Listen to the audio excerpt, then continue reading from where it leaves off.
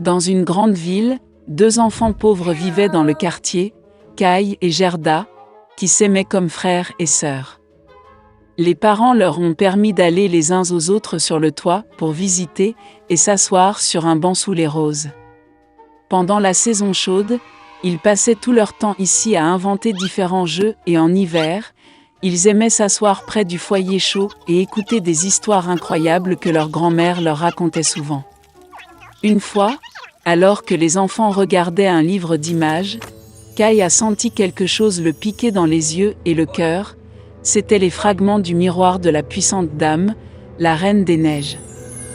Depuis lors, le comportement du garçon a radicalement changé. Il est devenu en colère, grossier et cruel.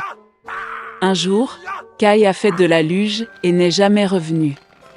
Quand Gerda a appris la disparition de Kai, elle a pleuré pendant un long moment. Mais elle était sûre que Kai était en vie, alors elle décida de partir à sa recherche.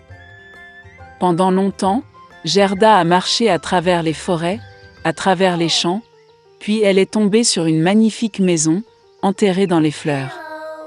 L'hôtesse est sortie vers elle. C'était une vieille sorcière avec un grand chapeau de paille. La vieille femme aimait vraiment Gerda, et donc elle a ensorcelé la pauvre fille et l'a laissée avec elle pour toujours. Gerda a oublié le but de son voyage et a passé beaucoup de temps à jouer dans le magnifique jardin de l'hôtesse hospitalière. Une fois, elle a accidentellement vu une rose et s'est souvenue de Kai, et se réveillant immédiatement de la magie, elle a pris la route. Sur le chemin, Gerda a rencontré un grand corbeau intelligent. Il a dit à la fille qu'il connaissait une princesse sur le point de se marier et que son fiancé ressemblait beaucoup à Kai. Le corbeau accepta de lui emmener Gerda. Une fois dans le palais, Gerda a réussi à voir le futur prince. Malheureusement, ce n'était pas Kai. La princesse, ayant entendu la triste histoire de la jeune fille, lui a offert une voiture d'or avec un cocher et des domestiques, ainsi que des chaussures, un manchon et une robe magnifique. Et Gerda a pris la route. Dans la forêt sombre, la voiture étincelante a immédiatement attiré l'attention des voleurs, qui l'ont immédiatement attaquée. Le voleur a fait prisonnier Gerda. Elle a emmené Gerda au château du voleur pour montrer sa ménagerie, qui contenait des pigeons forestiers et des reines de Laponie. En entendant l'histoire de sa captive, le voleur eut pitié d'elle et la laissa partir avec le renne à la recherche de Kai. Le renne a amené la fille à la vieille femme Lapone, qui a réchauffé et nourri la jeune fille épuisée. Elle a écrit quelques mots sur la morue séchée à son amie Fine, qui vivait près du palais de la Reine des Neiges, en lui demandant de l'aider. Elle expliqua à Gerda que la raison du mauvais comportement de Kai était les fragments du miroir qui frappaient son cœur et ses yeux, et il ne serait jamais le même si la glace n'était pas fondue par le pouvoir d'un cœur chaleureux et aimant. Gerda se rendit au palais de la Reine des Neiges. Toute seule, personne n'osa s'approcher de la maison de la puissante dame. Elle était très froide et effrayée. Se retrouvant dans le château, Gerda fut surprise de voir à quel point il était froid, désert et mort. Bientôt, elle remarqua Kai, qui devenait complètement bleu, presque noirci par le froid. Le garçon s'est assis dans un coin et a essayé de mettre le mot « éternité » hors des glaces, car dans ce cas, il aurait reçu le monde entier et une paire de nouveaux patins en cadeau de la Reine des Neiges. Gerda se précipita vers Kai, le serra fort dans ses bras et se mit à pleurer. Avec ses larmes chaudes, elle fit fondre l'éclat coincé dans le cœur du garçon.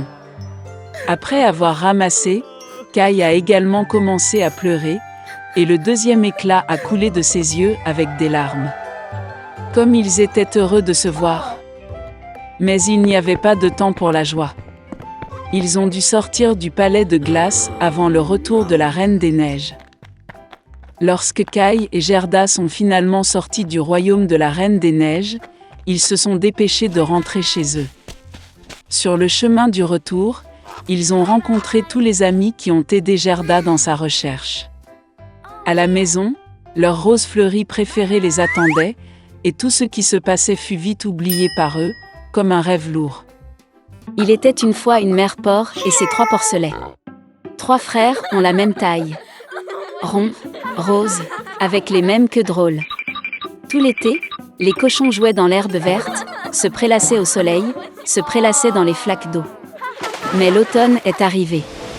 Un jour, ma mère a dit qu'il était temps pour eux de penser à l'hiver. Elle leur a demandé de construire une grande maison. Le jeune frère a dit que l'hiver était encore loin. Le frère du milieu a dit qu'il construirait sa propre maison en cas de besoin.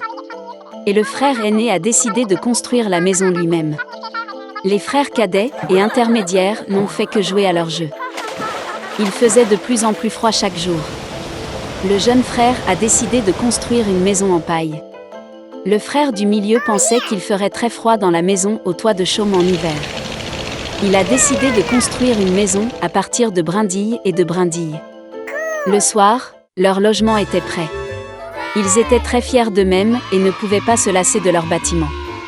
Maintenant, ils étaient libres et pouvaient faire ce qu'ils voulaient. Ils ont décidé d'aller voir leur frère aîné et de voir quel genre de maison il s'était construit. Le frère aîné était occupé à construire. Il a appliqué des pierres, malaxé de l'argile et s'est lentement construit une maison fiable et durable.